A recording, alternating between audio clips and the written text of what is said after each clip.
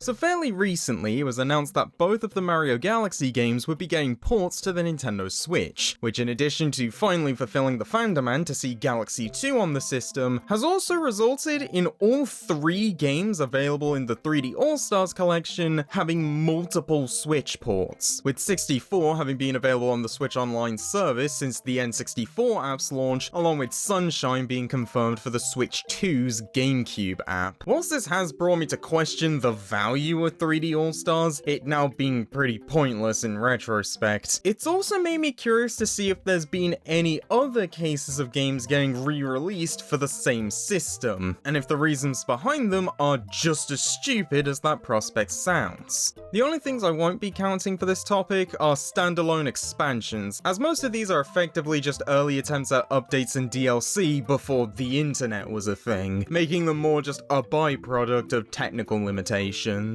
Other than that, I hope you're ready as I show you some of the silliest reasons for games getting re-released.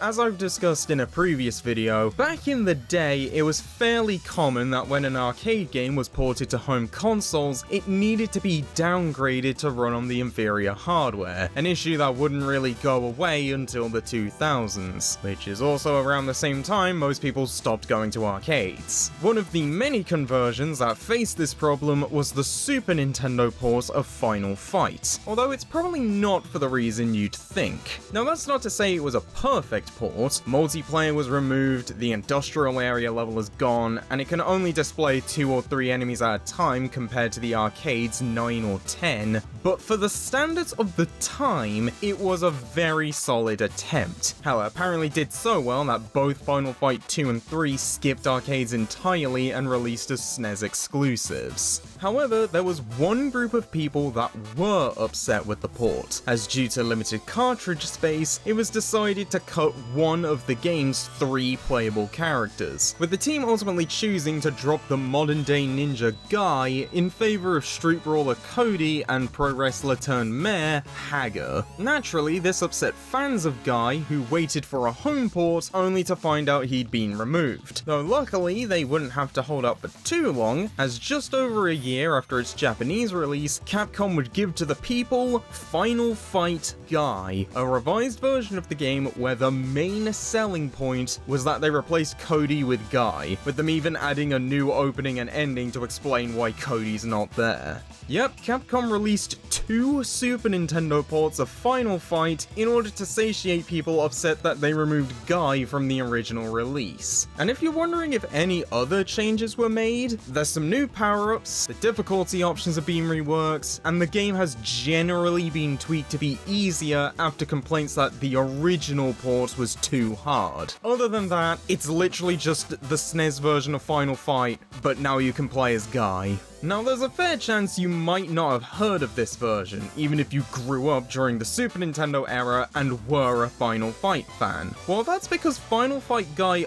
only saw a regular release in Japan. In the US, it was only available as a rental exclusive to Blockbuster, which is also why the American version is monumentally more expensive than the Japanese one nowadays, and it just never came out in power regions, meaning any European Guy fans were just screwed. Personally, I think the funniest aspect of all of this is how not only was all this fuss made over Guy, only for both him and Cody to be absent in Final Fight 2, but owing to Cody's more frequent appearances in Street Fighter and Hager being the series poster boy, Guy is arguably the least popular of the 3 nowadays, with even certain enemies like Poison having a bigger fan base than him. Goes to show that you can never truly know a guy's worth.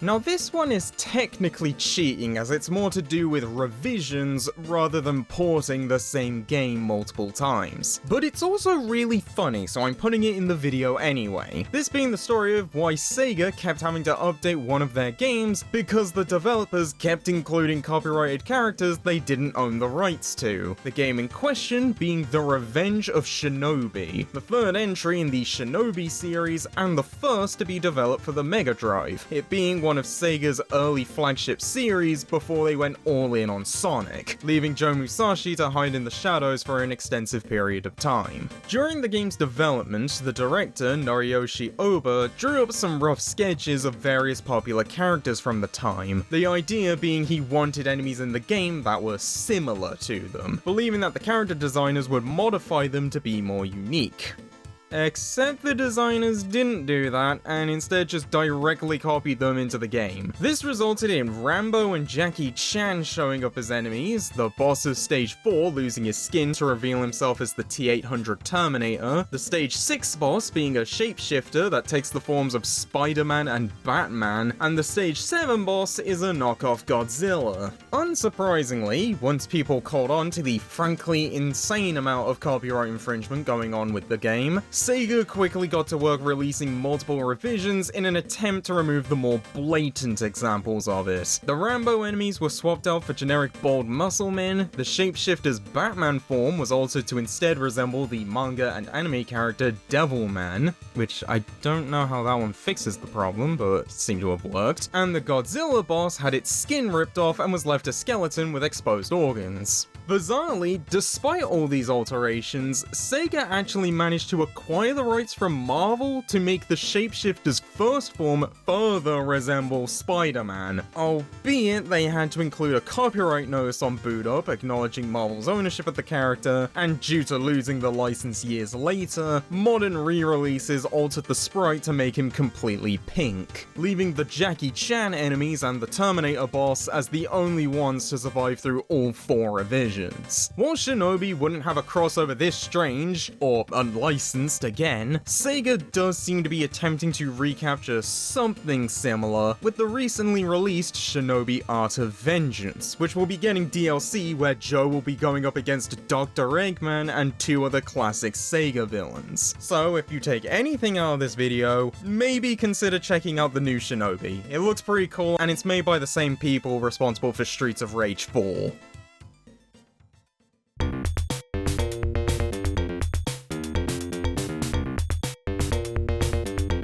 Paperboy is one of those games that kind of exists in a similar space to titles like Ghosts and Goblins and Ninja Gaiden, in the sense that whilst they started as arcade games, 99% of people only know about them because of their NES ports, which can lead to some level of surprise when people discover that these games were also available on a wide variety of other platforms, like MS-DOS, the ZX Spectrum, and the Commodore 64. For this video, we'll be looking at the rendition of Paperboy made for the Amstrad CPC, which was published by Elite Systems in 1986. The game overall being a fairly good port, all things considered, the only negatives being that you can avoid near enough every obstacle by just riding along the curb, and the fact that there's just no music or sound effects across the entire game. However, this version was actually the company's second attempt, the original Amstrad version of Paperboy being a direct conversion of the ZX Spectrum port also made by Elite, which resulted in all the graphics being this awful red, blue, and yellow, most likely as a side effect of the Spectrum having the limited color palette of 8, which resulted in that version looking like the entire neighborhood was covered in blue paint with the small hints of black and magenta. Understandably, after seeing this version, Elite thought it frankly looked like crap, cancelled it, and greenlit the creation of the wholly original Amstrad port we just talked about. Now, if that was where the story stopped, it would be a somewhat interesting look at the conversion's history, but it wouldn't really qualify for this video, given that the ZX Spectrum conversion never officially released.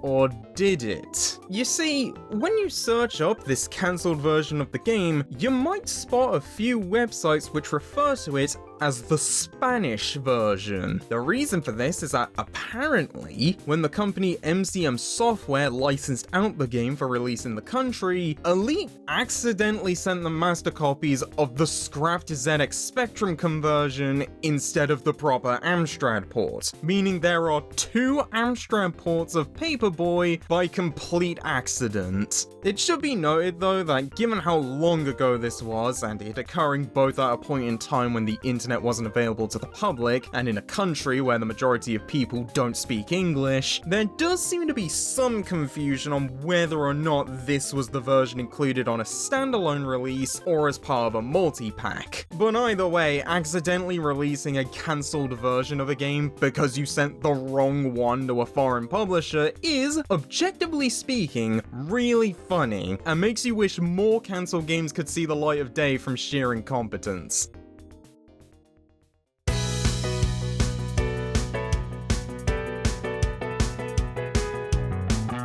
If the last entry was just a simple goof, this next one is a full-blown clown show. Our story starts in 1985, when US Gold, a publisher based in, of course, the UK, announced it would be making a home computer game to tie in with the then upcoming 1986 FIFA World Cup in Mexico, which was a very big deal as this would be the first officially licensed video game based on one of the most popular and widely viewed sporting events in the world. As for the developer, they decided to team up with Ocean Software, the pair having done plenty of work together before, with them specifically being brought on due to the success of their previous football efforts with 1984's Match Day, with the World Cup game they were making being set to release for the ZX Spectrum, Amstrad CPC, and Commodore 64, each of which were some of the most popular gaming systems in Europe at the time. Jump ahead to February 1986, and the staff at US Gold decided to check in on how development of the game is going, and after ringing up Ocean,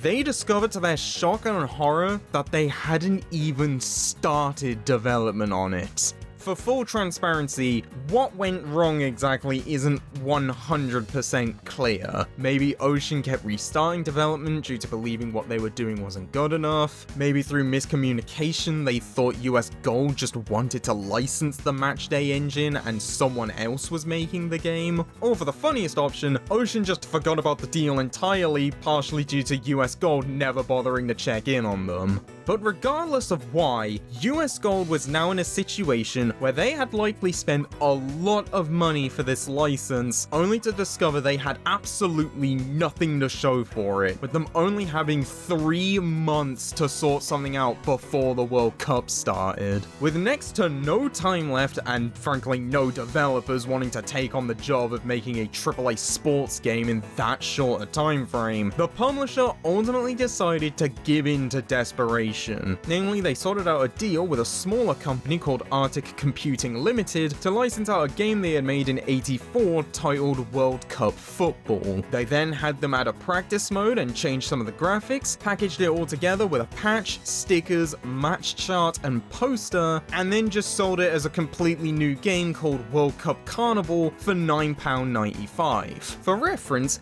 the original World Cup Football released for £6.95, and by 1986, it was selling for £2.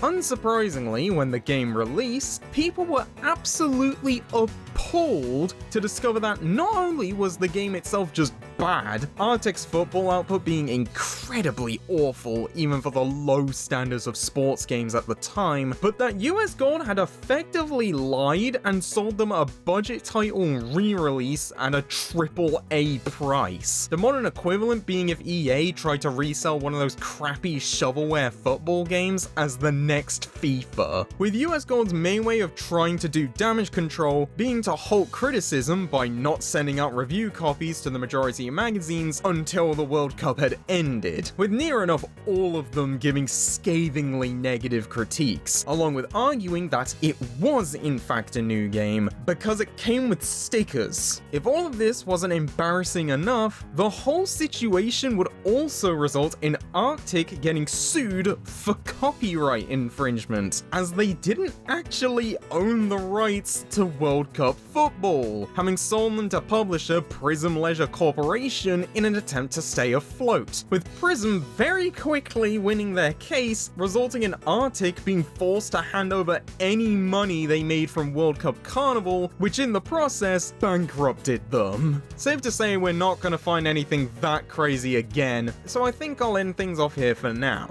But if you ever have the feeling that there's a lack of originality within the gaming scene, just be glad you're not living in the era where being bundled with stickers is apparently enough for publishers publishers to call something a new game.